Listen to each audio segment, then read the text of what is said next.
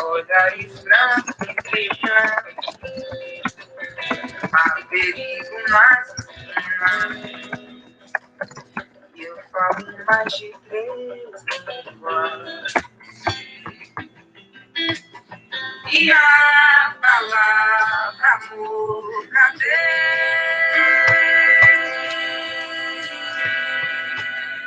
E a palavra amor, cadê?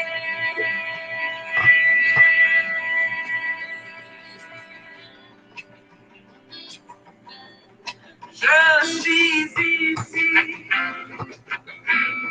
ainda que não queira, não. Oh, justiça,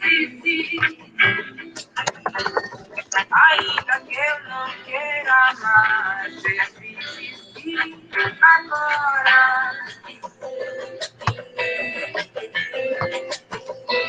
Oh, já fiquei.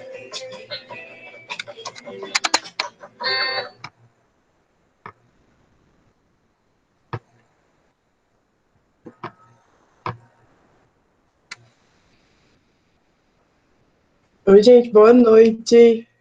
Vocês estão me vendo direitinho? O áudio tá bom? Deixa eu botar aqui. Boa noite, o áudio tá ótimo. Boa noite. Ótimo. Boa noite, tá tranquilo, dá pra ouvir sim, boa noite. Beleza, então vamos lá iniciar a nossa noite, que nos aguarda aí, muitos conhecimentos compartilhados. Para iniciar, né, eu sou Rayane, eu sou aluna de Relações Internacionais. Para quem não me conhece aqui, tem umas pessoinhas que eu tô vendo que não sei quem são, mas quem se sentir à vontade, pode ligar a câmera, por favor. Assim, é bom que a gente fica unido, mas unido, distante, se cuidando, porque a gente não pode mais se reunir até termos a vacina. Bem-vinda, Sueda, nossa querida convidada. E a gente está aqui, o Teia, né, apresentar um pouquinho do Teia, que é... Eu sempre esqueço, gente, vocês me perdoem, mas é Tecendo Espaços para Ação e Paz.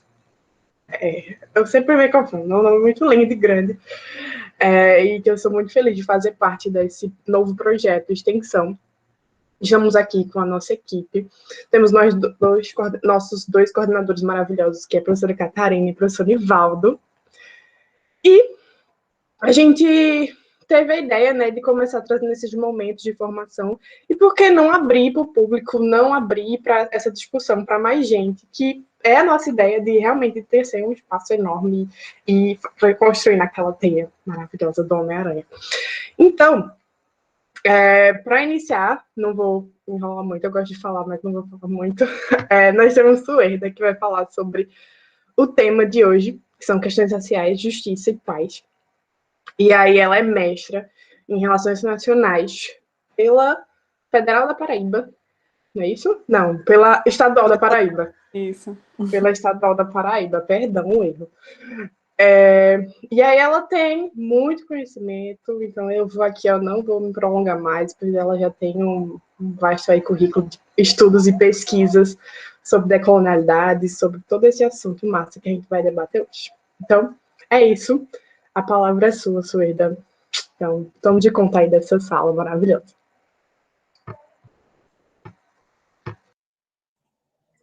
Fechei aqui sem querer, gente. Boa noite. Muitas caras novas. Daqui eu só reconheço 2 e já fico mega feliz, né? A cara de Catarina, minha querida amiga. E de Nivaldo, que faz tanto tempo que eu não vejo, né, Nivaldo? Quanto tempo. Ai, de Felipe, né? Já chega de intruso aqui, olha isso. 3 carinhas, 3 é um número bom. Mas agora eu já tenho mais, né? Ao sair dessa sala aqui, essa noite. Tenho certeza que faremos afetos de alguma maneira aqui, né? Então, eu fiquei mega feliz com o convite de Catarina, porque eu e Catarina, a gente já se conhece, vai fazer uns 10 anos, né, Catarina? Tem tempo já que a gente se atura. Fomos colegas de graduação e de mestrado, algumas disciplinas, né? E Nivaldo também, foi onde conheci Nivaldo. E fui convidada para participar e fiquei muito feliz, porque é uma temática que é muito cara para mim, que obviamente vocês percebem que a questão racial, ela atravessa todos os vieses possíveis para se pensar paz, para se pensar vida, para se pensar qualquer questão que você queira trazer essa perspectiva, essa lente que está tão inerente para a gente enquanto brasileiro, né?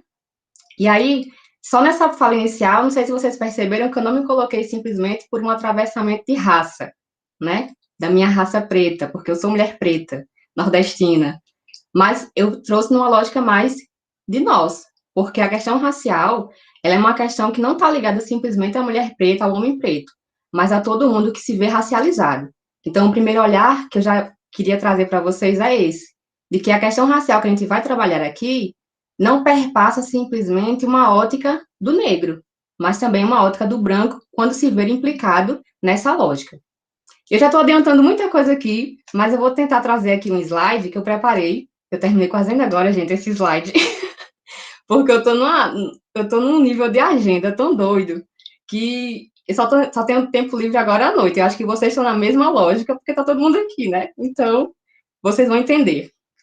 Eu não sei. Ah, tem aqui, apresentar agora. Eu tô acostumada com o Zoom, gente. Eu já tô esquecendo como é que usa as outras telas. Deixa eu abrir aqui para a gente poder iniciar dentro daquilo que do recorte que eu fiz dentro dessa temática que é gigantesca, né? Uma guia. Vocês conseguem ver? Sim, conseguimos sim. Engraçado pra mim aqui, não.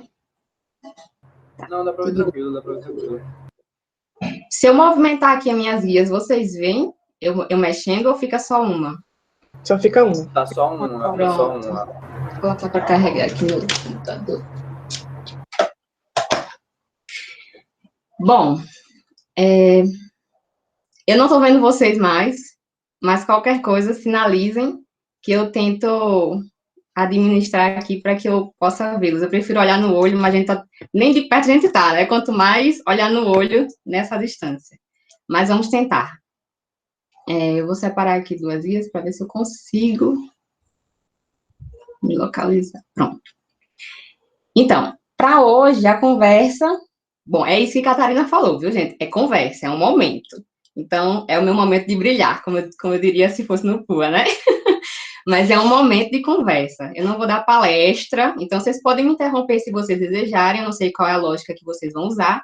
Se eu falo tudo de uma vez e deixo para o final, ou se a gente vai dialogando conforme a apresentação for rolando. Vocês que me dizem, mas se quiserem interromper, fiquem à vontade, a gente discute do ponto que a gente está. E aí, o nosso tema é esse, questão racial, justiça e construção de paz. Meu nome é Cida Gabriela, como o Ryan falou, né, e já deu um pouco do que eu trilhei. Eu sou mestre bacharel em Relações Internacionais pela UEPB, e agora, no momento, eu estou atuando num projeto chamado Rede de Justiça Restaurativa, que é vinculado que é uma parceria criada entre o Centro de Direitos Humanos e Educação Popular de Campo Limpo, em São Paulo, o Conselho Nacional de Justiça, que é o CNJ, e o Programa de Nações Unidas para o Desenvolvimento, que é o PNUD. Então, no momento, eu estou como facilitadora e articuladora de redes no sistema de justiça interno e externo, daqui da Paraíba e do Rio Grande do Norte. Então, eu trabalho nesses dois sistemas de justiça. E aí, só para a gente se localizar um pouco do que a gente vai conversar, eu criei um roteiro básico. Primeiro, falar um pouquinho sobre mim, para além dessa biografia que eu falei para vocês entenderem por que hoje eu trabalho dentro dessa lógica de restauratividade, que eu trabalho com a construção da política de justiça restaurativa nesses dois tribunais, que, na verdade, é uma política que está sendo construída no Brasil todo, né, a partir de 10 tribunais inicialmente. E como é que eu caí? Literalmente, como é que eu caí na questão racial, como é que eu caí na questão de paz, de maneira geral. Ah, Catarina, tu sabe que eu falo muito, então tu controla meu tempo, viu, por favor. Na verdade, Rayane, né? Rayane é a anfitriã aqui, que eu já senti isso. Mas o segundo ponto é trazer uma visão geral da questão racial. E aí, sempre dentro de um recorte que vocês vão perceber que está localizado dentro desse cenário no qual nós estamos, mas também dialogando com outros cenários, porque a lógica da questão racial, ela perpassa um cenário plural. Não adianta a gente fazer um resgate simplesmente da questão racial preta ou da questão racial branca, porque quando a gente entra com a lógica de geografia, de geopolítica, tudo muda, né?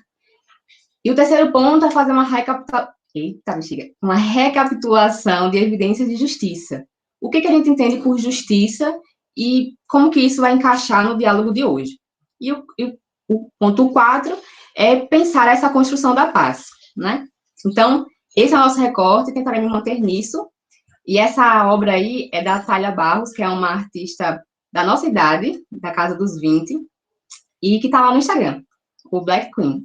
Ela faz pintura sobre o povo negro, como vocês podem perceber. E toda a apresentação vai estar rodeada de imagens, que eu adoro isso. Então, vocês que lutem se desejarem. Como é que eu queria iniciar essa conversa? Eu trouxe aqui um poema da Conceição Evaristo, acho que algumas de vocês já devem ter tido acesso, chama-se Vozes Mulheres. A Conceição Evaristo, ela é daqui do Brasil, tem 74 anos, e é mineira. E o poema fala assim: a voz de minha bisavó ecoou criança nos porões do navio, ecoou lamentos de uma infância perdida. A voz de minha avó ecoou obediência aos brancos donos de tudo. A voz de minha mãe ecoou baixinho, revolta, no fundo das cozinhas alheias, debaixo das trouxas roupagens sujas dos brancos, pelo caminho empoeirado rumo à favela. A minha voz ainda ecoa versos perplexos com rimas de sangue e fome. A voz de minha filha recolhe todas as nossas vozes, recolhe em si as vozes mudas caladas, engasgadas nas gargantas. A voz de minha filha recolhe em si a fala e o ato, o ontem, o hoje, o agora. Na voz de minha filha se fará ouvir a ressonância, o eco da vida liberdade. Eu poderia fechar essa nossa conversa ou abrir a nossa conversa só com esse poema. Tudo o que vocês precisam saber de questão racial, de justiça, de construção de paz, pode ser trazida sob uma perspectiva desse poema. Porque a gente percebe uma lógica iniciada na diáspora, iniciada na ancestralidade da avó, e vai passando todo um percurso que vai construindo toda uma lógica de resistência, quando a gente vê ali na revolta, vai percebendo o caminho da geografia da morte, a geografia do povo preto, de uma geografia racializada, quando esse povo preto vai para a favela, a voz ecoando e tentando ainda ecoar, que é o que a gente vive hoje, sempre com ressonância ao passado, a voz de minha filha, o hoje, ainda muda, ainda engasgada, ainda presa na garganta, que são aquilo que Sueli Carneiro definiu como epistemicídios, se a gente pensar numa lógica ontológica, de que o que a gente sabe hoje não é aquilo que a gente deveria saber fora de uma visão ocidentalizada, e a ressonância, ela se fará ouvir, de alguma maneira, pela paz, pela dor, pelo sofrimento, pelo amor, pelo afeto, de alguma maneira ela vai encontrar um canal, porque há pessoas buscando um eco de vida e liberdade. E aí a gente pode entender o eco vida e liberdade como a paz, porque a paz, como a gente sabe, é uma miscelânea, né? Ela não tem uma definição única e limitada.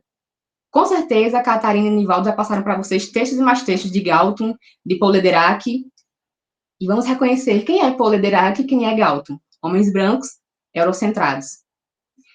Nós somos quem? Somos brasileiros. E aqui eu vou só resumir em brasileiros, porque só esse recorte de brasileiro aqui vai fundo, né? Então, vamos abrir com Conceição Evaristo, dando boas-vindas para a gente. E aí, como é que a gente entende todo esse cenário trazido por Conceição Evaristo, dentro de um recorte histórico?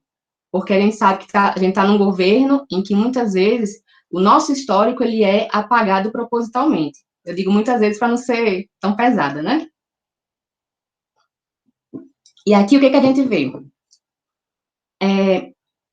Desde que a minha ancestralidade, a ancestralidade de muitos de vocês, foram retirados de seus territórios e trazidos para cá em diáspora, estamos em 2021, passaram-se 521 anos e 388 anos foram só de escravização. Nossa sociedade, ela é escravista. Todas as nossas lógicas perpassam uma lógica de poder muito forte e de genocídios mais perceptíveis ainda. E mesmo sendo tão perceptíveis, ainda são velados para alguns, porque para quem é racializado negativamente nunca vai ser velado. E para a gente perceber isso, eu trouxe essa imagem de que desde a invasão dos portugueses em 1500, toda uma lógica de política que realmente tem que trazer uma perspectiva de justiça social passou por vários desdobramentos que nem sempre foram aquilo que nos venderam ainda nesse processo de alfabetização e entendimento de seres humanos dentro de uma realidade brasileira na qual estamos. E aí você percebe que de 1888 até o que a gente tem hoje, 2021, ainda estamos construindo lógicas de ações afirmativas que afirmem a vida do homem negro, da mulher negra, e de nós, pessoas racializadas, se assim nos vermos, dentro desse cenário que a gente está. O último movimento de regulação foi a política de cotas nas universidades, em 2002. E eu não sei a idade de vocês ao certo, mas eu acho que a gente não tem uma idade tão intergeracional assim, né? Porque muito se ecoou sobre essa política de cotas nas universidades. Eu sou produto de cota, entende? Então, a minha turma, que é a mesma turma de Catarina, foi a primeira turma da UEPB a ter alunos cotistas. E eu passei em primeiro lugar, de cotas. Não sou tão nerd assim quanto Catarina e Nivaldo. Mas, o que eu quero que vocês percebam é que nós ainda estamos sentindo as sequelas de todo esse processo de 388 anos de escravização. E a gente sabe que até hoje existe escravidão, porque o Ministério Público do Trabalho está mostrando aí dados e mais dados de pessoas que até hoje vivem em situação de cárcere e não por cometimento de crime, dentro daquilo que a gente entende de crime, né? Mas por aprisionamento do corpo. Isso dito, é importante a gente entender que tudo isso é uma construção do que hoje a gente entende como controle da vida e controle da morte. Tudo que a gente entendeu como histórico do processo de escravização do homem negro, da mulher negra, ela está dentro de uma lógica em que não simplesmente aconteceram os 388 anos de escravização e se findou ali. Até hoje, tudo isso reflete em duas lógicas de controle maior. Não apenas precisamos viver sob controle, mas também vivemos numa lógica de que a nossa própria morte, ela é controlada. E essa lógica de controle da morte controla a vida e se retroalimenta. E quem foi que disse isso? Tem duas imagenzinhas aqui embaixo, que uma é do Foucault e a outra é do Achille Mbembe. O Foucault é francês e o Mbembe é camaronês. O Foucault, ele trouxe essa lógica do controle da vida. E como é que se entende essa lógica do controle da vida? Por uma lógica de biopoder. Existe o macropoder e o micropoder, mas esses cachorros aqui estão latindo. Mas, segundo o próprio Foucault, nós só temos acesso ou só conseguimos perceber alguma coisa dentro dessa lógica do controle da vida pelo biopoder quando reconhecemos os micropoderes. A força dos micropoderes controla a nossa vida. É o micropoder que vai realizar o trabalho de vigiar, de disciplinar, de punir todos os corpos dóceis, tomados como corpos dóceis, porque são passíveis de serem limitados, para que exista, de fato, um olhar que a gente toma como invisível, que vai nos limitando, mas, ao mesmo tempo, nos dando uma ideia ilusória de que somos livres. E aí, todo esse micropoder que nos controla em vida, também nos controla dentro de uma perspectiva de morte. É uma política que, ao mesmo tempo que nos dá uma ilusão de que estamos vivendo, está nos matando. E, fazendo esse recorte racial, a gente vai vendo que existe uma política da morte percebida na necropolítica, ou definida pelo Bembe, pelo Achille Bembe, como necropolítica. É onde o Estado encontra geografias, territórios negros, políticas que se baseiem nesse histórico escravista que temos, não apenas enquanto brasileiros, mas enquanto muitos outros países também, muitas outras nacionalidades que foram colonizadas, e se vê legitimado nesse histórico para construir políticas de morte. E aí ele definiu como necropolítica. Então, a gente tem esses dois controles de vida e controles de morte. E como que isso se comporta na história? Aqui no Brasil, a gente teve uma política de embranquecimento. E eu trouxe essa imagem, que é a Redenção de Cã, produzida pelo espanhol Modesto Brooks, no século XIX, e que mostra uma lógica de que o embranquecimento causa redenção aos povos miscigenados. Ou seja, ser preto é ruim. Ser branco é aquele que a lógica do Salvador, né? Se um negro e uma branca se relacionam, vão ter um filho miscigenado e vai ter a redenção dessa família, porque ser branco é bom. Só que, ao mesmo tempo que acontece essa mesma redenção te condena. E aqui eu trago uma brincadeira que é bem pesada com esse... Não sei se vocês perceberam, não sei se o mouse está passando. Mas o que a gente vê? Que essa lógica, essa lente de que a miscigenação nos traz uma redenção, ela é falha, ela é falsa, ela é mentirosa. O caso desse é o da Meghan Markle e do príncipe Harry. O filho nasceu, e qual foi o caso maior que implodiu, né? A gente nem estava tendo esse conhecimento todo, e uma hora a gente viu que até a própria vida ela pensou em tirar, pelo simples fato de ter gerado uma outra vida, mas uma vida miscigenada.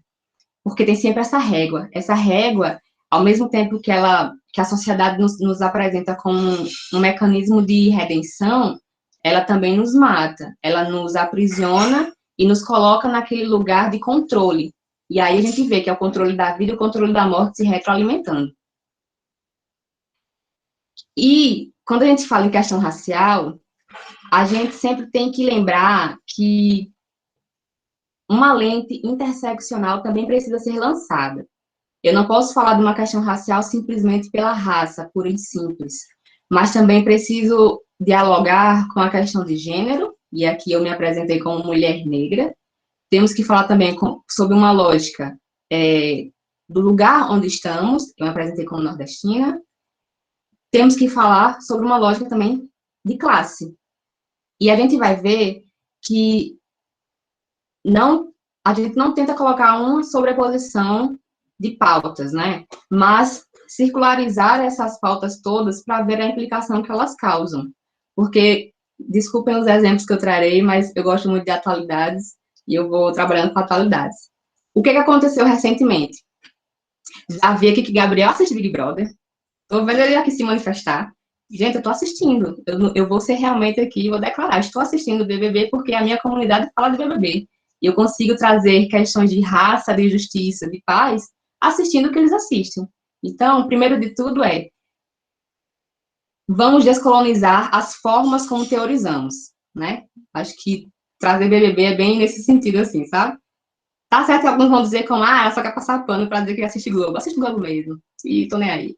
Mas a lógica aqui é perceber que mesmo tendo esse atravessamento de raça, de raça-classe, a gente ainda assim percebe que, mesmo tendo milhões e milhões, a questão de raça, ela sempre vai estar pautada como definidor, né, final daquela relação que foi construída. E exemplo disso é o caso da Ludmilla, cantora Ludmilla, que é negra, e da Val Marchiori, que é uma mulher branca, aqui no Brasil, definida como branca, e que cometeu injúria racial a Ludmilla. Claro que eu não vou dizer pura e simplesmente que foi uma questão assim, né, de um processo que desfavoreceu Ludmilla enquanto mulher negra, não.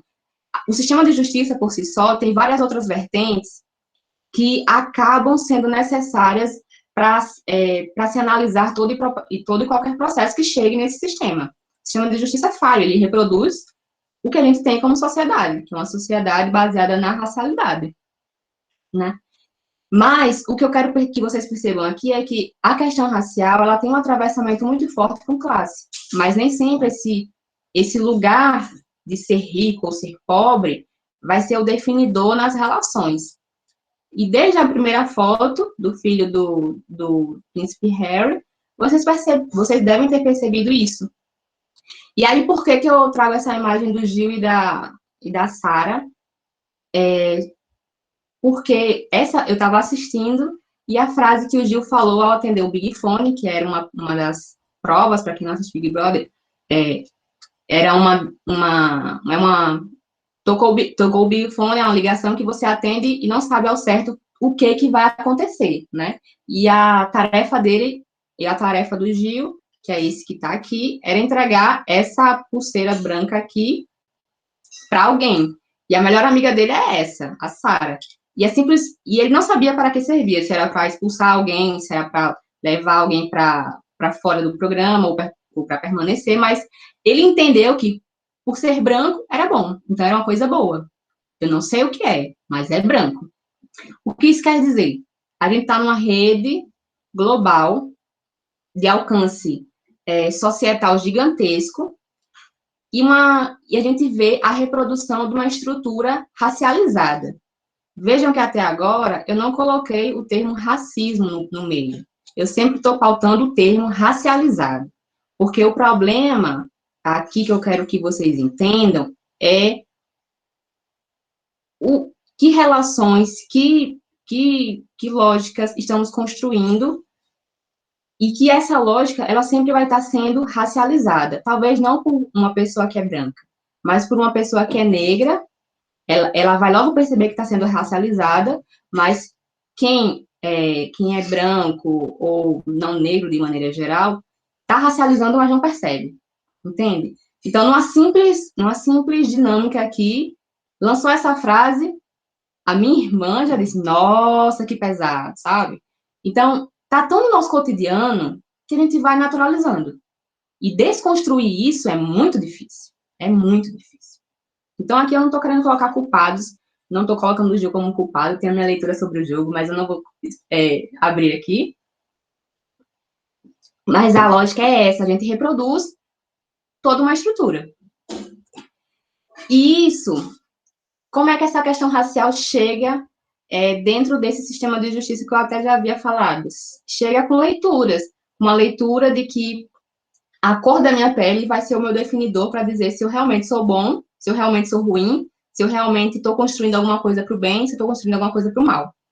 E essa métrica aqui é muito simbólica para a gente perceber que muitos definidores vão nos renomear. E essa renomeação vai nos desumanizando. Então, pensar paz, por exemplo, que é uma das questões que a gente está trazendo aqui, é pensar também, primeiramente, se eu sou humano para o outro que está construindo essa paz. Ou se ele está querendo me desumanizar para humanizar ainda mais a ele mesmo e os seus demais, ou simplesmente querendo construir uma outra lógica que eu ainda não estou entendendo. Então, essa régua aqui, por exemplo, acho que vocês já devem ter visto muitas notícias em que colocam uma pessoa que traficou 50 quilos de drogas. Vê a nossa reguinha aqui, se ela for branca, vai dizer assim, estudante é apreendido com 50 quilos de maconha. Se ela for mais aqui para a direita, vai colocar assim, traficante é preso com 50 quilos de maconha. Vocês entendem o problema? O nosso olhar, ele é viciado, mas a gente também aceita esse olhar viciado, porque a gente precisa se policiar. E aí, antes de avançar nisso, eu deveria ter falado algo mais no sentido de como que eu caí, né, nos estudos para a paz. Eu não falei. Mas eu iniciei os estudos para a paz a partir de uma lógica de segurança internacional. Eu não estudava a questão racial. Mas conforme eu fui aprendendo o processo de construção de paz e de segurança, eu caí e me vi obrigada a entender como essa questão racial ela é lida no cenário internacional local. Então, muitas vezes, o nosso olhar realmente ele é viciado. e ele é viciado porque a gente não se policia. Mas até tocar a sua vida, se você se vê implicado, branco ou preto, indígena, amarelo, se você se vê implicado nessa lógica, e se, primeiramente, ela atravessar a sua vida, você vai se ver implicado. Agora, muitas vezes, você não percebe que a cor da sua pele é um definidor de segurança, porque talvez você não seja preto aqui no Brasil, sabe? Mas se você for para fora, quem já viajou para fora vai saber que você não é caucasiano, né? Então, você já vai se sentir numa outra lógica de segurança e numa outra lógica de construção de paz. E aí a gente volta para aqui, para a questão da criança e do menor. No sistema de justiça, eu vou ler essa frase aqui da Elânia Francisca, que é uma psicóloga que estuda muito essas questões de racialização dentro do sistema de justiça. Ela fala que é muito recente meninas e meninos negros e pobres, vejam sempre que a interseccionalidade acompanha a pauta racial, é muito recente meninos e meninas negros e pobres serem chamados de crianças e adolescentes. Quantos de vocês já não viram, eita, olha o Mofi, aqui em João Pessoa tem muito disso, né? Eu tô aqui em João Pessoa, né? Aqui a gente fala muito isso, eita, lá vem o Mofi, é menor, sabe? Então, na história brasileira, em geral, sempre foram chamados de menor. E se associa esse termo a infrator, delinquente, carente. A gente olha para uma pessoa branca, uma pessoa preta, já vem todos os estereótipos, nos dois, né? E aqui, como ela fala, a raça já vai trazendo um outro recorte de classe. Então, todo mundo com menos de 18 anos, que não tem pai, mãe, dinheiro, é menor, né? E isso no sistema de justiça, gente, é muito comum. Cada vez que utilizamos esse termo, reforçamos a ideia de que esse é o lugar que esses meninos devem ocupar. E perceba que esses devem ocupar, ele é muito real, porque nós somos colocados frequentemente em caixinhas. Quem é mulher, tornou-se mulher. Quem é homem, tornou-se homem. Quem é branco, tornou-se branco. Quem é negro, tornou-se preto, e assim vai. Nós fomos colocados em caixinhas, e quando alcançamos algum nível de emancipação ou de empoderamento, começamos a questionar algumas coisas que nós víamos como não cabíveis àquela personalidade que a gente estava começando a construir ou entender, né? Então, claro que tem outros recortes que perpassam infância e adolescência, contextos particulares, mas tem sempre esse olhar classificador e limitante a caixinhas, né? Precisamos ser caixinhas e formar todo um muro. E aí, como é que isso avança para o que a gente tem como cenário que vai filtrando esses recortes todos? Essa política de controle de vida e controle de morte, ela vai perpassando os micropoderes, vai perpassando os atravessamentos sociais, raciais, culturais e tantos outros, e vai produzindo políticas de morte, como eu havia falado para vocês. E aqui no Brasil, o movimento de encarceramento da população negra, ele se dá massivamente em regiões onde a população negra em sua maioria, a população maioritária. Mas mesmo sendo maioritária, ela é minorizada. E o que a gente vê? A gente vê nos dados recentes, aqui é no Anuário Brasileiro da Segurança Pública, publicado em 2020, que as prisões no Brasil, elas têm encarcerado muito. Mas ela tem encarcerado quem? Pessoas negras. E aqui negros são pretos e pardos. Francisco Guilherme levantou a mão? Era o que eu ia te dizer agora. Deixa. Pode falar, Francisco, se quiser. Tá certo, meu jovem. Foi sem... Então, somos todos aprendizes nessa viagem louca, Francisco, sem problema. Mas o que eu quero dizer aqui da lógica do encarceramento? É que o que a gente tem hoje é um sistema extremamente que segue a lógica do controle da morte, segue uma lógica da necropolítica do Bembe e que vai aprisionando corpos negros. Por quê? Porque corpos negros são legitimados por uma história que nós, enquanto sociedade, engolimos e aceitamos e naturalizamos. É um processo histórico, não estou culpando ninguém, mas, ao mesmo tempo, estou exigindo, não posso exigir nada, mas eu estou exigindo que nos vejamos implicados e corresponsáveis de toda essa sociedade. E aqui eu trago um outro dado, que é o do IPEA, do Atlas da Violência, também do ano passado, e que ele mostra que não apenas temos o encarceramento em massa, da população negra em massa, mas também o número de assassinatos que a gente tem entre pessoas negras e brancas, ele é desproporcional. Para a pessoa negra, aumentou quase 12%, e ao passo que para a pessoa não negra, reduziu muito mais do que o aumento da população negra, reduziu quase 13%. Percebem que o simples fato de nascer com a pele mais clara ou mais escura pode ser um determinante se você vive, se você morre. E aqui eu trouxe um excerto publicado pelo ministro Fachin, dizendo que, e isso é um ministro falando que é natural, e ele tem essa perspectiva de que a raça, ela é um ingrediente na perspectiva não só do perigo, mas também do controle social. Ele reconhece que existe isso. E que as pessoas pretas ou pardas, pessoas negras, elas, de fato, totalizam quase 64% da população carcerária. Ele reconhece que existe um encarceramento em massa dessa população. E isso acaba servindo para a manutenção desse encarceramento. O simples fato de ser preto, de ser pardo, acaba sendo o fator de manutenção dessa realidade que a gente tem enquanto números expostos aqui. E aí, deixa eu passar aqui. E aí, o que a gente entende disso tudo? Por que eu estou trazendo todo esse recorte que é muito raça e justiça, mas ao mesmo tempo é um olhar específico de uma perspectiva de segurança pública, talvez, de uma questão de construção voltada para um diálogo mais estatizado. Porque, no final das contas, todas as lógicas de construção de paz que a gente vai desenvolver, elas perpassam geografias específicas, geografias políticas. Muitas vezes, as pessoas estudam construção da paz para ir trabalhar paz na África. É uma geografia política. E, às vezes, é simplesmente um humanitarismo turístico. E aqui no Brasil, acontece a mesma coisa. Muita gente vem para a favela para fazer turismo também. Mas, ao mesmo tempo, o que eu quero que vocês percebam é que a necropolítica, os micropoderes, eles são tão fortes, perpassados por esse fator histórico, que criou territórios de morte, territórios negros, onde onde a bala, a violência, a desumanização, ela é legitimada.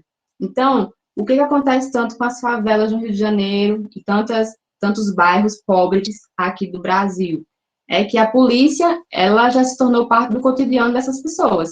Porque, como eu falei lá no início, o poema da Conceição Evaristo, ela mostra que assinada a Lei Áurea, para onde as pessoas pretas escravizadas vão? Para o morro, para a favela. Então, historicamente, os morros e favelas e regiões periféricas são territórios negros e que, por serem territórios negros, são legitimamente territórios desumanos. São territórios onde qualquer coisa pode ser colocada ali, porque as vidas não importam. E aqui, eu friso, é um território negro, mas, ao mesmo tempo, existe o atravessamento de classe. Então, eu não estou simplesmente colocando um filtro de que ali só tem gente preta, gente parda, gente negra. Tem gente branca, tem gente não negra, pobre, e que acaba sofrendo todo esse percurso histórico que foi iniciado por uma diáspora forçada, né? Então, eu nunca estou saindo dessa linha histórica que eu estou construindo aqui, porque é um contínuo, e ela só vai criando novas camadas. E aí... Sueda, só para te avisar que os técnicos aqui da minha equipe pediu para falar sobre o tempo. Obrigada, Rayane. Pode dizer aos técnicos que eu vou avançar. E aí eu quero dizer isso, que a gente tem corpos-alvos. E muitas notícias, como a morte da Maria Eduarda, João Pedro, Ágata, João Vitor, Rodrigo Alexandre, encontram essas balas perdidas, né? Então, tem sempre esse fator de que nada está realmente perdido, mas ela encontra um corpo, e normalmente é aquele corpo que é desumanizado. E por que isso acontece? Porque existe um pacto narcísico da branquitude, definido pela Cida Bento, de que tudo isso, ele é sustentado pela branquitude. E o que é a branquitude? É toda essa, não é uma questão individual da pessoa branca, é de todo um sistema que legitimou todo um processo de escravização que gerou o racismo, e todo um racismo estrutural, que é estrutural e estruturante de todas as outras lógicas políticas e culturais, econômicas, que vão criando camadas e subcamadas dentro dessa política toda, porque o racismo, ao final de tudo, ele cria a geografia da morte e ele regula as sociedades colonizadas. E sociedades colonizadas, não apenas o Brasil, mas tantos outros países que sofreram esse mesmo percurso. E aí, eu acho que é importante a gente entender que raça, ele é um termo político, ele é um termo ideológico, ele não é um termo biológico. Cor não é uma realidade humana ou pessoal, cor é uma realidade política. Tudo que a gente entende como racialização foi uma construção política. Foi uma construção de homens brancos, em sua maioria, eurocentrados, em sua maioria, que construíram tudo isso que a gente entende como racialização, que diferencia outros, inferiorizando a população preta. E aí eu trouxe esses dois homens incríveis, que é o Kabengali Munanga, que ele é um professor da USP, ele é afro-congolês, e o James Baldwin, que é estadunidense, ele é um romancista e um crítico social que vale muito a pena checar os estudos. E aí eu vou avançar, olha como eu já estou reduzindo aqui o meu tempo, para a lógica de construção de paz. O que a gente tem, o que eu quero, falei tudo isso, né, de questão racial e justiça, para trazer isso aqui. Como é que eu penso construção da paz dentro de uma lógica de raça e justiça? Eu estava pensando ontem, o que eu ia falar para vocês, eu disse, eu vou falar só sobre Kirikou. Não sei se vocês já assistiram Kirikou e a Feiticeira Carabá, né? Eu assisti Kirikou na 3ª série, e foi meu primeiro contato com algum protagonista negro. Isso, para quem é criança, ver um menino preto pequenininho correndo nu, já é impactante. E para quem é preta, como eu sou, foi mais impactante ainda. E por que eu trago Kirikou? Porque Kirikou, ele para mim hoje, né, a partir da proposta de Catarina, ele resume bem a pauta que a gente já está conversando aqui, que é uma lógica de paz que perpassa altruísmo, estratégia, uma doçura, não pela lógica de corpos frágeis, mas por um autocentramento que se dá um norte para o que se quer buscar. Ele sabe o que ele quer e ele faz isso com a capacidade do perdão, da coletividade e do amor. E lembrando que o amor aqui não é um amor romântico, mas é um amor político.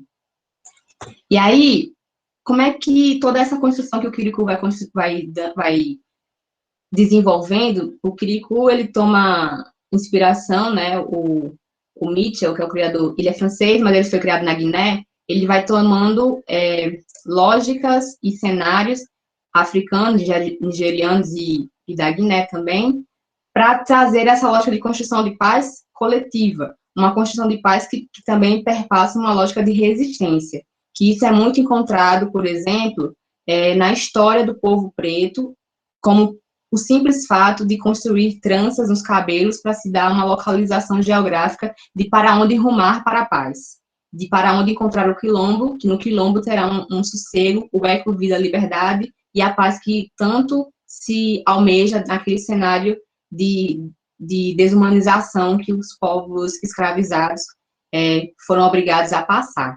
Então, é sempre uma lógica de uma construção de paz que, na minha perspectiva, perpassa tudo aquilo que Kirikou trouxe, de paz, de senso de coletividade, de amor, de perdão e de estratégia. E uma estratégia que vai por percursos de resistência. E aqui eu trago essa citação da Nilma Lino, que ela vai trazer esse resgate de que a população negra e essa questão racial, ela sempre construiu um tipo de paz que sempre se deu na resistência.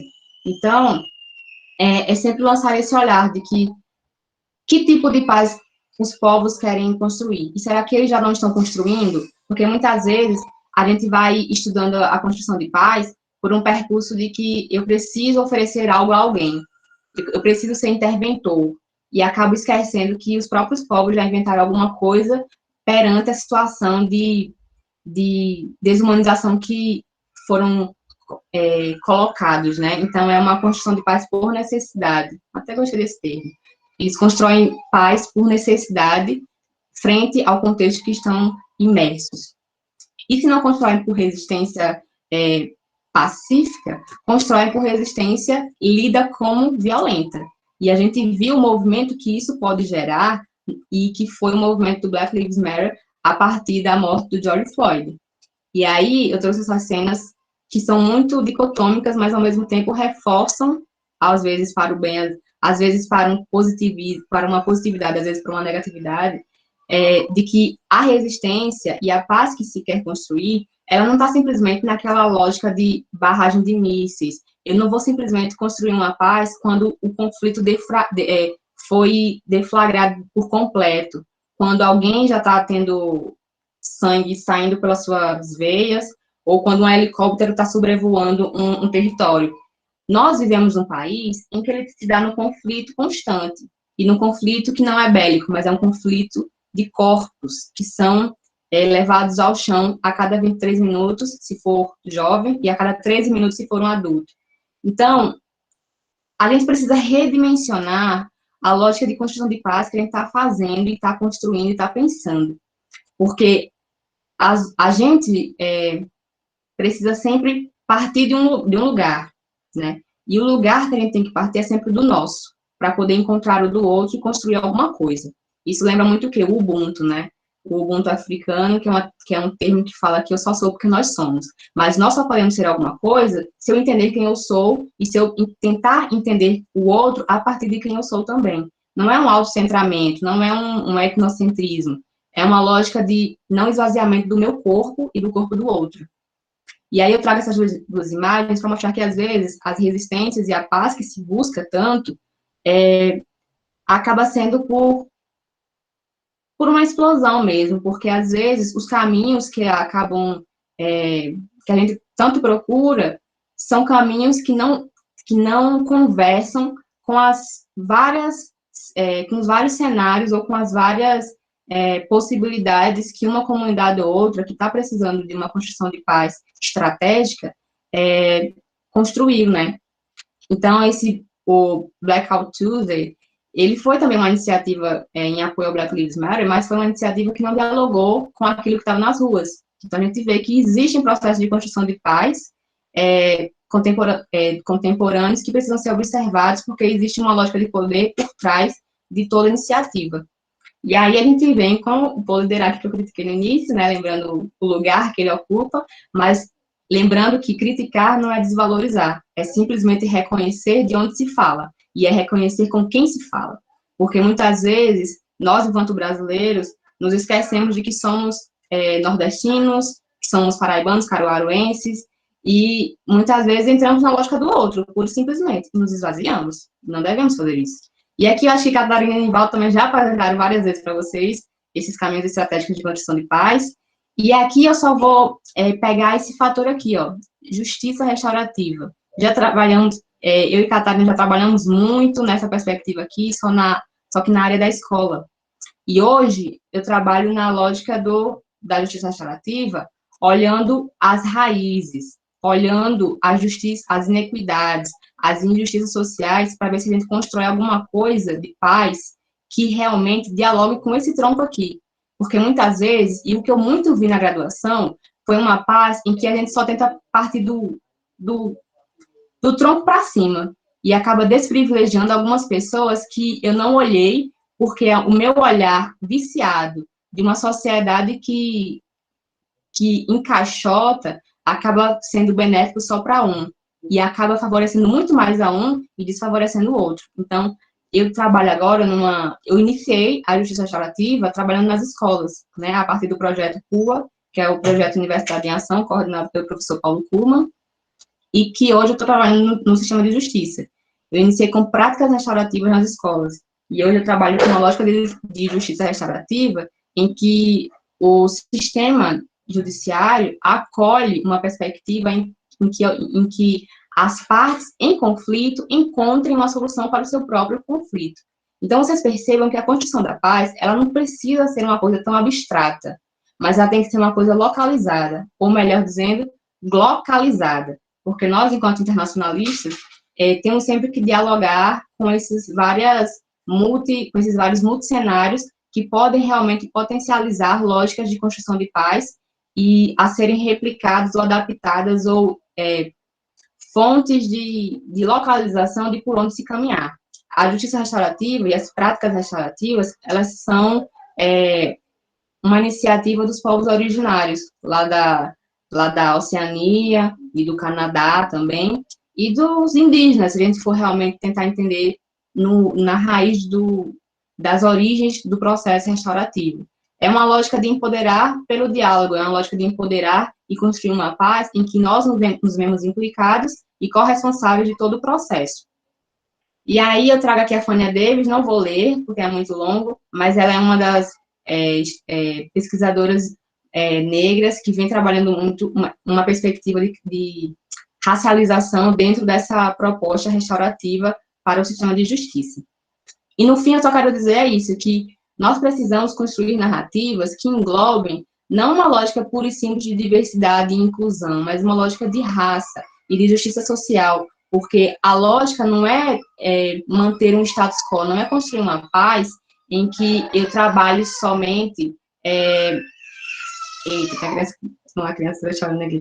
Mas não é simplesmente fazer um movimento temporário, mas é fazer um movimento transformacional, em que eu simplesmente não vá construir uma paz para uma comunidade mantendo o status quo dos macro e micropoderes que existem naquela região, mas que eu vá fazer uma transformação de mudança de poder. Então, não é simplesmente levar uma intervenção de paz para um lugar e esquecer toda uma estrutura no qual ela está localizada, mas é construir uma transformação de paz em que mude o poder que sustenta toda uma lógica de desigualdade e de opressão naquela região, porque no final das contas, construção de paz é isso, é mudança de poder opressivo.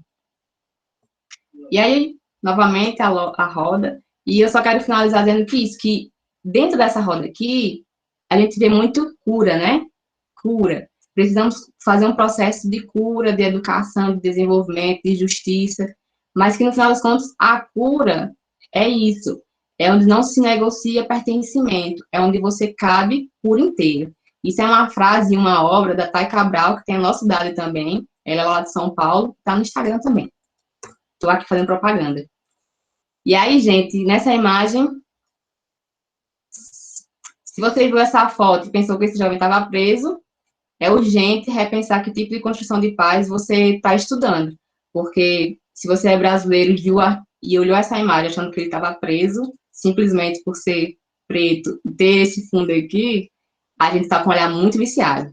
E eu trago essa imagem porque foi uma leitura que eu mesma fiz quando eu encontrei essa foto no Facebook. E eu disse, nossa, mais uma foto de um menino preso. Aí quando eu fui olhar direitinho, meu Deus, ele não tá, sabe? Então, até eu que estudo muito isso, tenho um olhar viciado. Imagina quem nunca acordou para isso. Então, é isso, gente. Vou parar por aqui e vamos dialogar um pouquinho, né? Que eu tô aqui sozinha. Nossa, muito bom aqui, pensando várias coisas. Eu acho que todo mundo tá, né, gente? Muito obrigada, Freda. Acho que agora a gente pode abrir. Já estava aberto, né? Mas agora, quem se sentir à vontade a falar alguma coisa, quiser ligar o microfone, à vontade, gente. É muito bom escutar as vozes de vocês. Mas quem não quiser, pode mandar pelo chat, que eu leio, ou a Sueda lê. Já tem alguém falando aqui, que é a Soraya. Se quiser abrir a câmera também pode, né, Rai? Isso, melhor ainda, que a gente se vê. E aí a Soraya já falou aqui que... Eu vou ler porque ela falou, já tá passando... Já passou aqui. Eu fico feliz porque escutando você, Sueda, sua fala, eu vejo em todo momento. Nas minhas aulas, lá no ensino médio, quando vamos trazer essa temática. Soraya é professora, ela tá aqui, ligou a câmera. Oi, Soraya. Quer falar mais um pouquinho? Quero, pode ser? À vontade. Então, eu me sinto assim, lisonjeada, eu me sinto premiada quando eu fui convidada por uma aluna, tá? Eu tô de penetra não, gente, eu fui convidada por uma aluna de vocês, que foi minha ex-aluna, e eu já vi que tem outra ex-aluna minha aí, mas que quando nós trazemos essa temática da questão da racialização, como diz Sueda, né?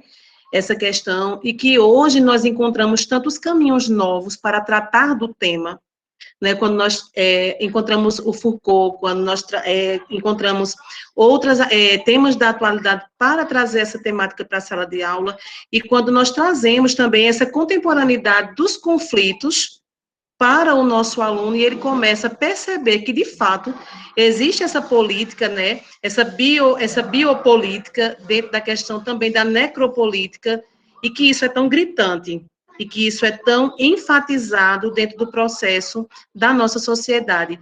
E como eu falei para eles, nós não queremos derrubar poder, nós queremos apenas estruturar para que nossos filhos, os meus netos, os netos de vocês, possam ter uma convivência melhor dentro da sociedade, uma convivência mais justa e com menos desigualdades.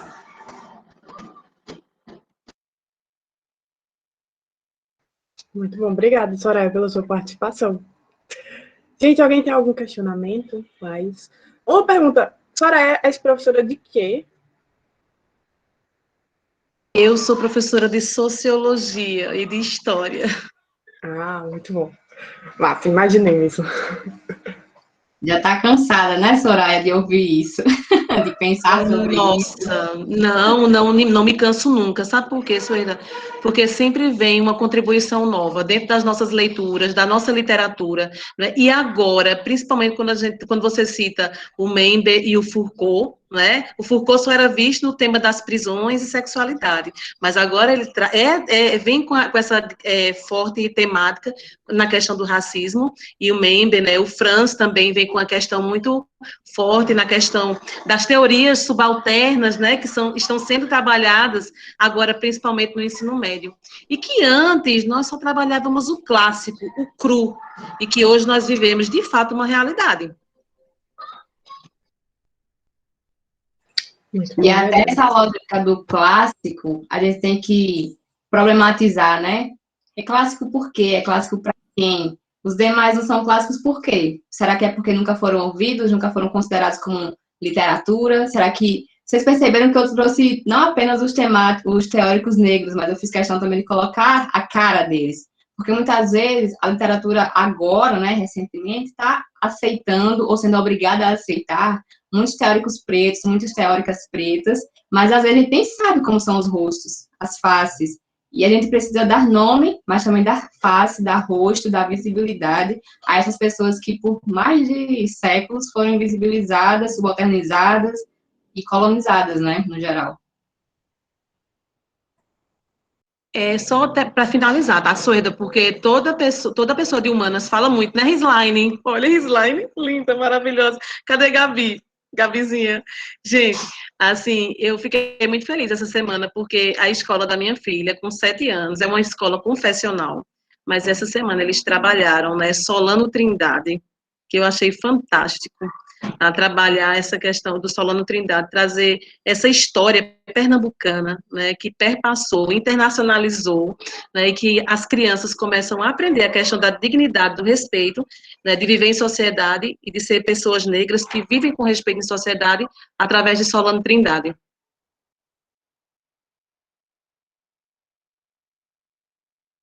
Felipe levantou a mão um tempinho, mas agora acho que está liberado para falar.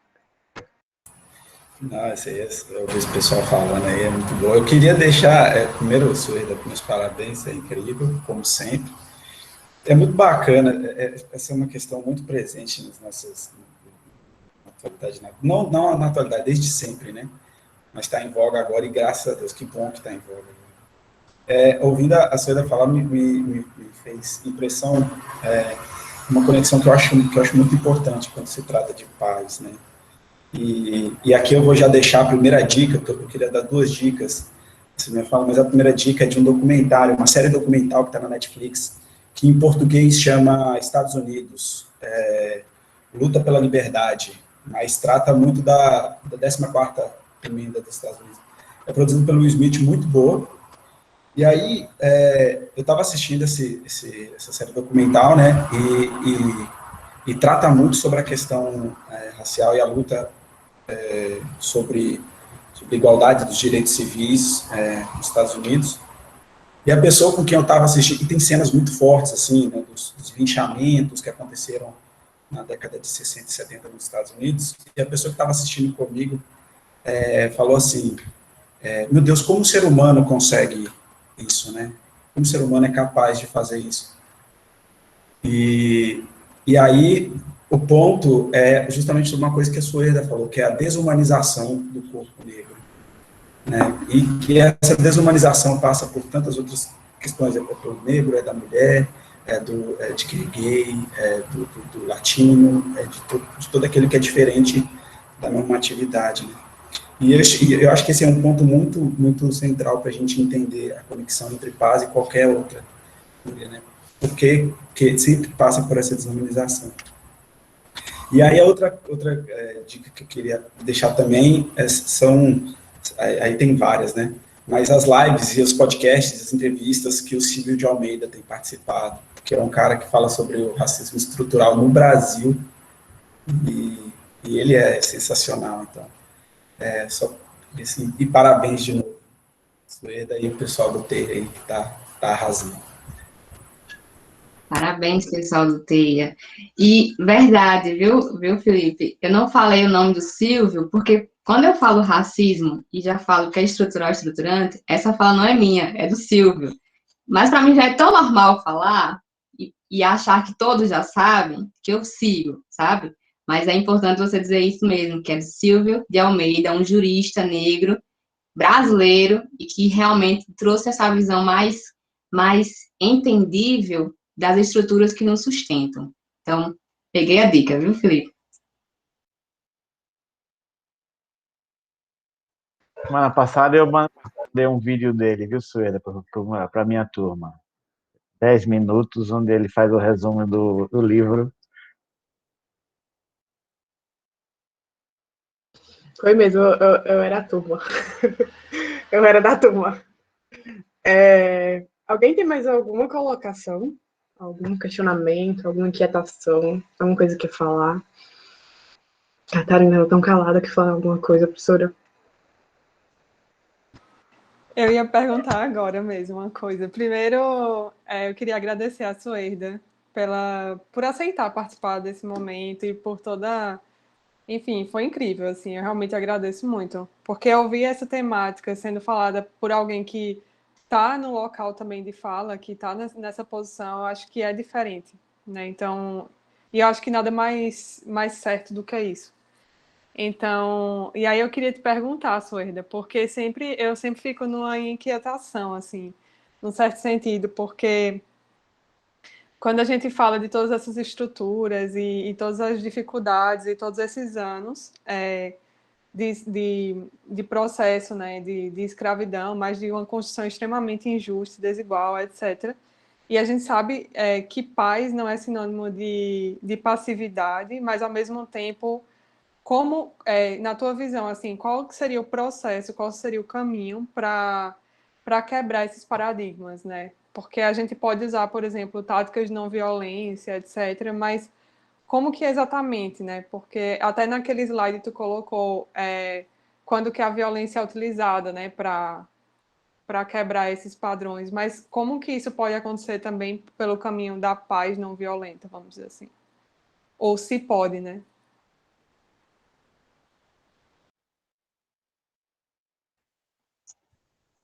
Não sei se mais alguém vai perguntar, mas já vou aproveitar então a pergunta de Catarina. É muito interessante tu falar isso, porque não sei se alguém já ouviu a frase fogo nos racistas, né?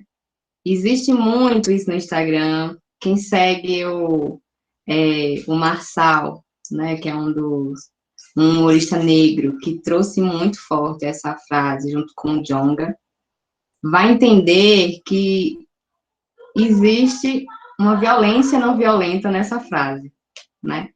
E aí, Catarina me traz essa pergunta, que é a pergunta-chave de toda a humanidade. Como é que a gente quebra esse paradigma todo e tenta fazer valer as vidas que estão imbricadas em toda essa lógica, né? Eu acho que cada pessoa vai ter um caminho para sugerir, né? E, às vezes, esse caminho não bate com o meu, porque pode ser por meio de uma violência cultural, uma violência cultural no sentido de racializar as culturas mesmo e causar violências extremas para uma e para outra. Pode ser por uma violência física, de realmente desumanizar corpos, machucar corpos e produzir uma lógica de subsumir vidas, né? E não apenas vida física, mas vida mental, vida espiritual, realmente causar violências de todo aquele triângulo do Galton, né?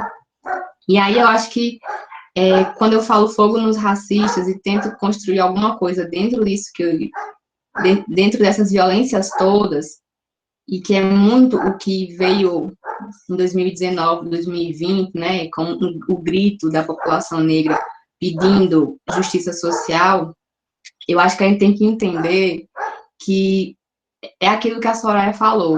A gente não está querendo quebrar poder de ninguém, mas está querendo construir poder para quem nunca teve, né? E aí, isso acaba sendo tomado como uma violência para quem sempre teve poder, criando até racismo reverso, criando até linguagens que nunca se justificam, baseado no que a gente tem enquanto história, e acabam sendo tomadas como mais um paradigma no qual a gente vai criar uma lógica de violentar uns aos outros. Mas, para mim, Suerda, o segredo, qual seria esse segredo? Eu acho que é a gente se implicar mesmo, sabe? Eu vou falar muito do meu lugar, e aí Catarina trouxe o local de fala criado e cunhado pela Djamila Ribeiro, que também é uma filósofa, escritora brasileira, e que, no final das contas, o local de fala todos nós temos, né? E sempre falamos de algum lugar, sobre qualquer coisa, mas, às vezes, a nossa vivência, ela coloca-se mais forte para algumas temáticas do que para outras.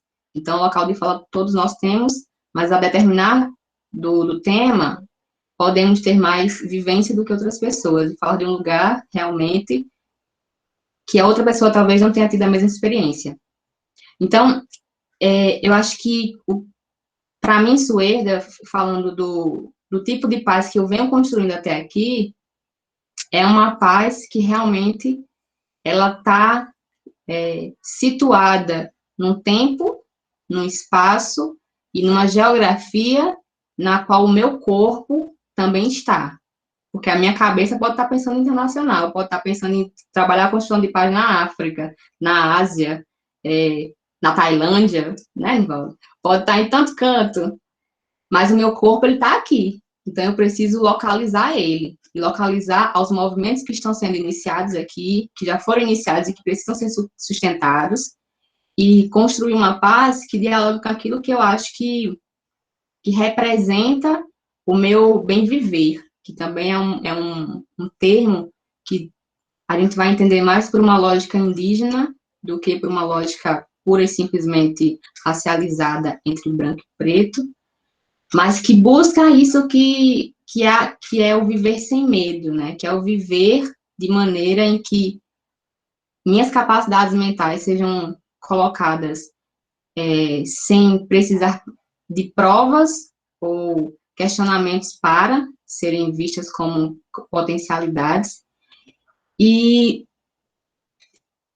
uma lógica de paz em que eu dialogo com os meus, com o movimento no qual eu aceitei fazer parte, com o tempo que a gente está vivendo. Não sei se vocês perceberam, mas muitas lives sobre questão racial aconteceram porque o tempo nos obrigou a fazê-las. De 2020 para cá, nós somos obrigados a dar espaço, ou a aceitar que o povo preto está conquistando espaços, então nos vimos obrigados a entender que espaço é esse que está sendo construído, seja na sociedade não acadêmica, seja na sociedade acadêmica, porque novas disciplinas decoloniais, descoloniais, estão sendo criadas, e se a gente não acompanhar, a nossa lógica de construir alguma coisa vai se desconstruir antes mesmo de construir, entendeu?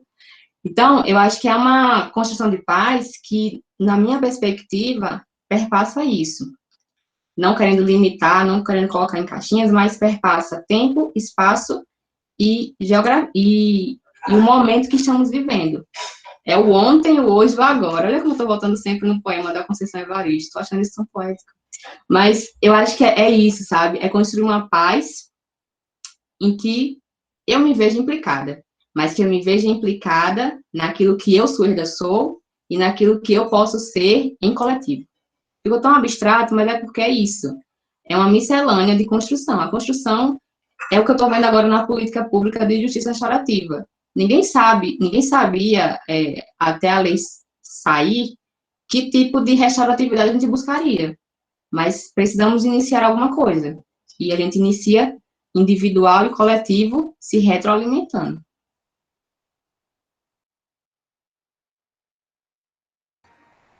Eu vou passar logo para a Evelyn, que tem um questionamento que ela acabou de levantar a mão.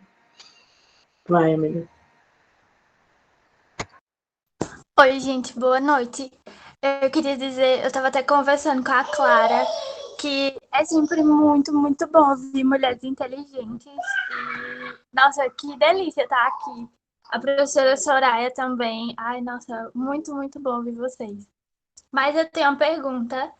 Antes da pergunta, eu queria fazer um comentário sobre isso que a Rislaine falou aqui no chat, que às vezes as pessoas confundem a reação do oprimido com a violência do opressor. Ai, gente, peraí só um instante, meu irmão já entrou aqui. Abra a câmera que a gente assim acompanha teu irmão também. Participação especial de Benício, por favor. E Suerda quer minha mãe já conhecer esse levou fofinho. ele. Quero mesmo, Nivaldo. Abra a câmera que eu já quero ver esse pestinha. Olha aí o troço estereótipo, né? Toda criança é peste. Ai, não, Vou aceitar não, esse. Mas sobre isso da violência do oprimido, ou da reação do oprimido ser confundida com a violência do opressor, eu não sei se foi um debate que a gente teve no TEIA, que eu fiz um comentário, mas eu vi em algum lugar que às vezes é difícil para o oprimido pensar numa construção da paz quando tudo que ele recebeu foi opressão e foi violência. Às vezes é difícil a gente pensar em canais de paz quando tudo que a gente recebeu como colonizado foi isso. E a minha pergunta era porque você falou sobre você falou que é cotista, que foi cotista, e a gente entende que as cotas são uma política reparatória, assim, de curto prazo, né? Você coloca as pessoas negras e indígenas e mais pobres na universidade, mas aí o que seria uma política reparatória de longo prazo? Como é que a gente faz para ouvir essas pessoas que entraram na universidade? O que que a gente faz para que elas tenham lugar de fala agora?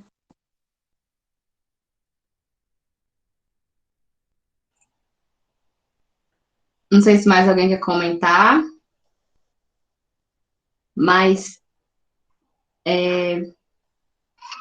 primeiro de tudo, obrigada, Maria Evelyn.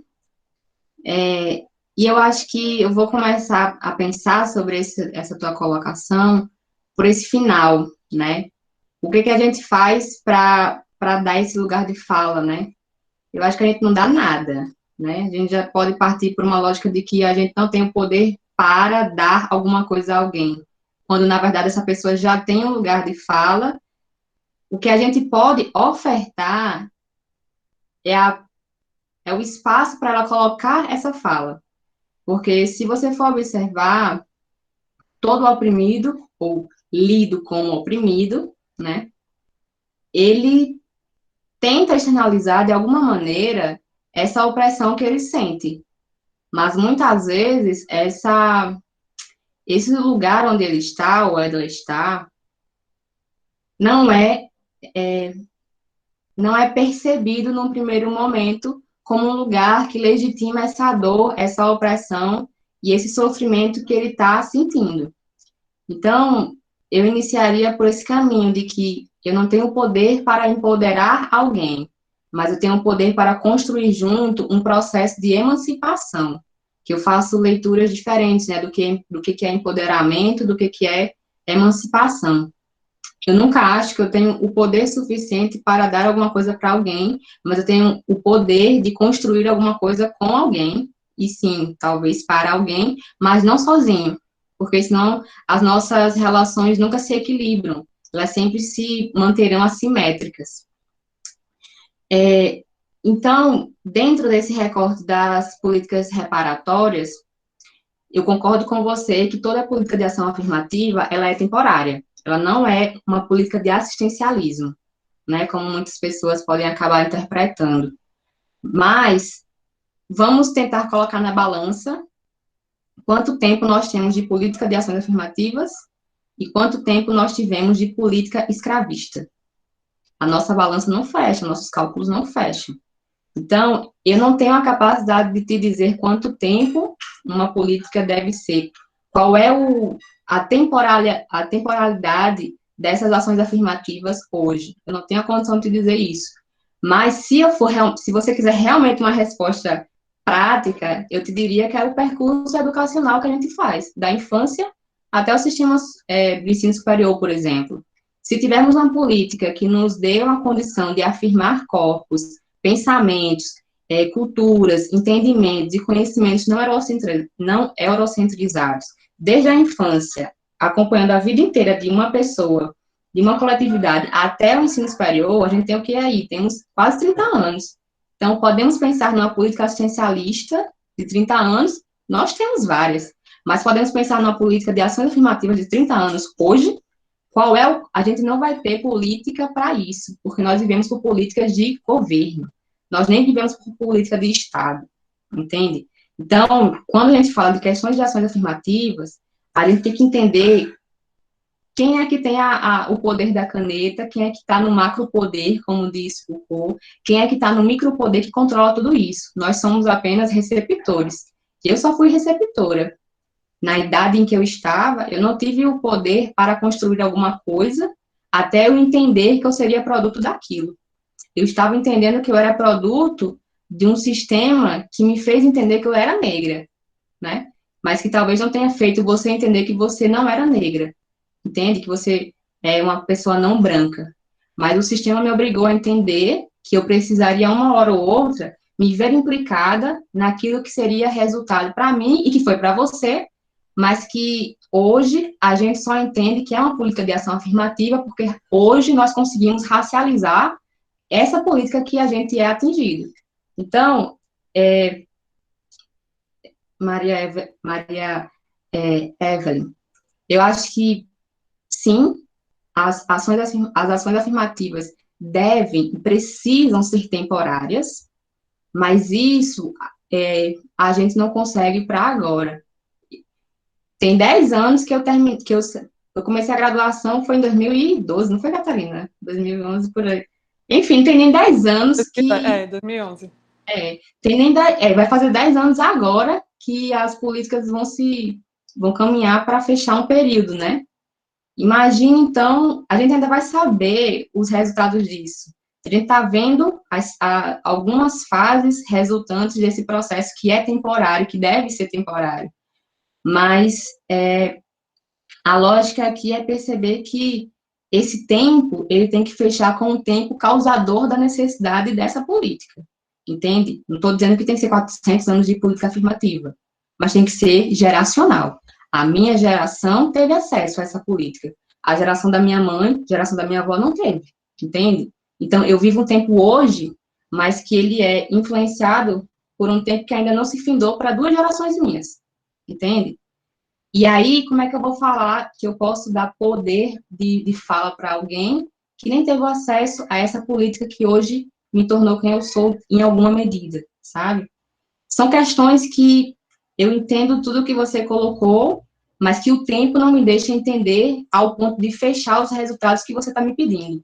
Mas é importante demais trazer esse questionamento que você trouxe, porque, do contrário, vai ficar sempre dentro das mentalidades das pessoas que políticas afirmativas, elas se tornarão prolongadas o máximo que todas as populações minoritárias desejarem. E não é por aí, sabe? É bem complexo, né, gente? Eu trabalho em escolas e principalmente com crianças.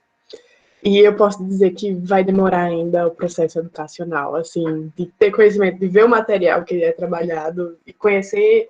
Tem professores maravilhosos que estão preocupados, igual a Soraya, em trazer já a temática, trazer essa construção do ser, trazer a construção da luta, inclusive, mas não é uma preocupação da escola, não é uma preocupação do material em si, que a escola compra, então, ou produz também. Então, é um processo ainda que vai demorar um bocado, eu acho que isso é péssimo, assim, deixa bem triste.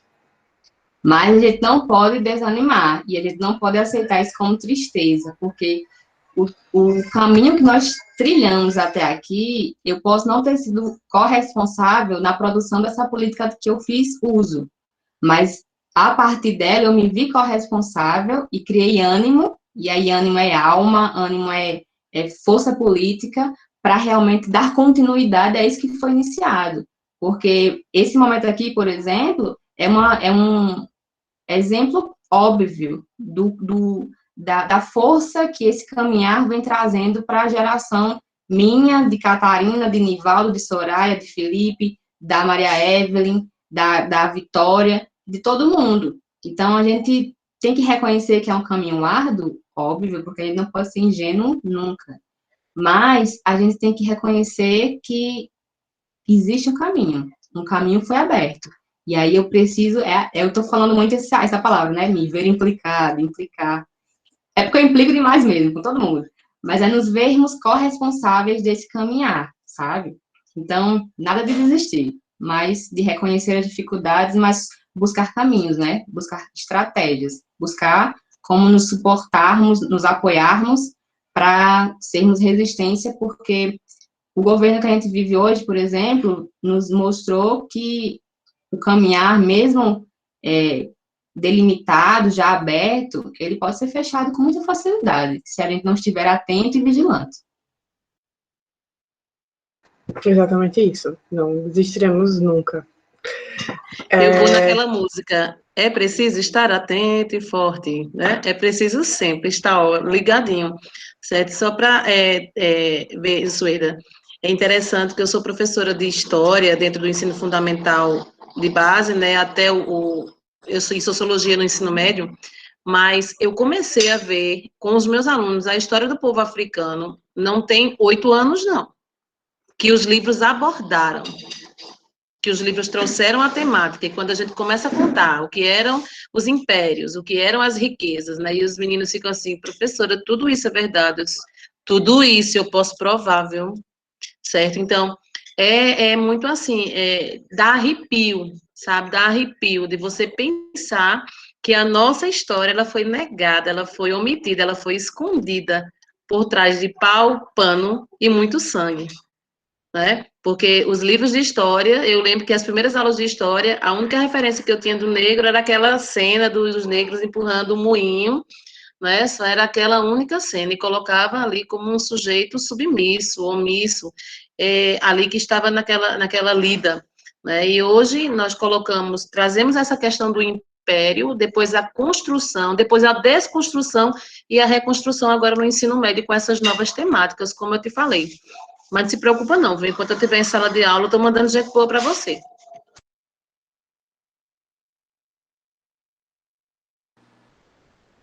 É tão fantástico ver vocês que eu ficaria aqui a noite inteira. Mas, Sueda, eu queria dizer uma coisa antes, assim, uma declaração em público. Se eu tinha uma grandíssima admiração por ti, e tu sabe disso, né? Desde os tempos de colega de mestrado, agora, assim, multiplicou, desmultiplicou muito, sabe? Felicidade grande, né, te ouvir, ó. Se eu era já teu fã, imagina agora. Agora vai ficar babando, assim, sabe? Ai, Eu meu ouvi Deus, eu falar tô tão disso. somente do Big Brother que eu já vou cantar aqui. Sou seu fã! Mas, ô, Nivaldo, não faço não, que aqui eu já fico toda me achando.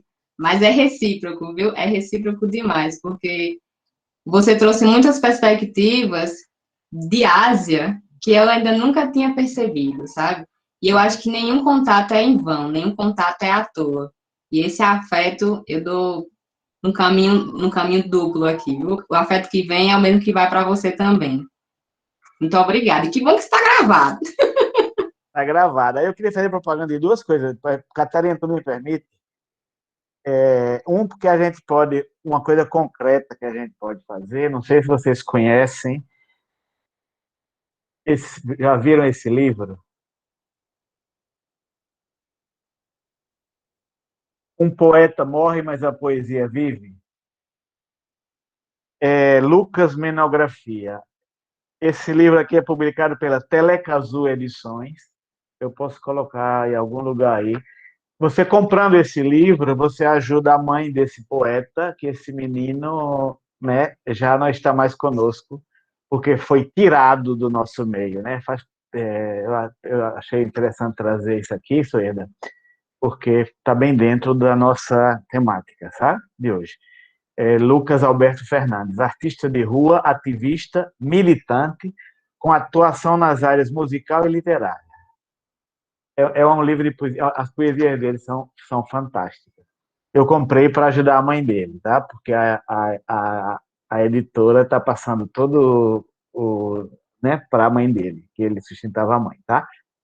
Eu mando depois a foto bonitinho que vocês podem, quem quiser, né, assim, né, pode comprar na internet, tá? E outra, assim, rapidamente, talvez todo mundo conheça, né, Milton Santos. Não pode passar em vão, né? Essa obra-prima aqui de Milton Santos, recomendo, viu? Recomendo. A Natureza do Espaço, isso aqui é uma obra-prima, é uma coisa fantástica. 1978, esse rapaz aqui já estava nessas alturas literárias, né? Brasil, gente, tem que conhecer. E outra obrazinha que é bem interessante, que é Paulo Freire. Pedagogia, diálogo e conflito. Viu, Catarina? Para as nossas disciplinas de estudos de paz. Né? Pronto, propaganda de 3 livros, assim, para a gente. Estou sabendo que o correio vai bater aqui, né? É esse mesmo. Trazendo 3 logo de uma vez. Esse aqui, Sueda, eu te mando, eu posso mandar para todos vocês, porque eu ganhei de presente esse livro de Paulo Freire em PDF. Tá? Aí eu vou multiplicar o dom. Já quero, Já por ganhei favor. presente, ó.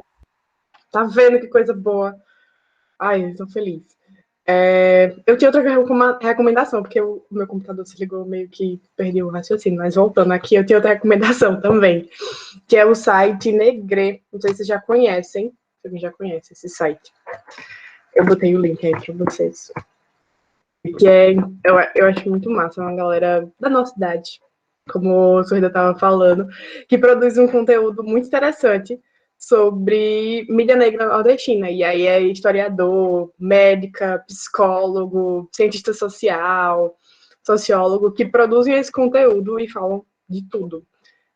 Falaram de várias coisas, de verdade. São gente diferentes falando.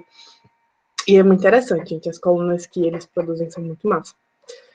E como a Evelyn falou, acho que escutar mulheres inteligentes é sempre um prazer, assim, é sempre... Assim, música para os nossos ouvidos é maravilhoso. Eu fico muito feliz, de verdade. Eu acho que a noite foi muito, muito legal, muito proveitosa. Obrigada de novo, Sueda, pela sua presença, pelo seu tempo, que a gente já sabe que é bem corrido.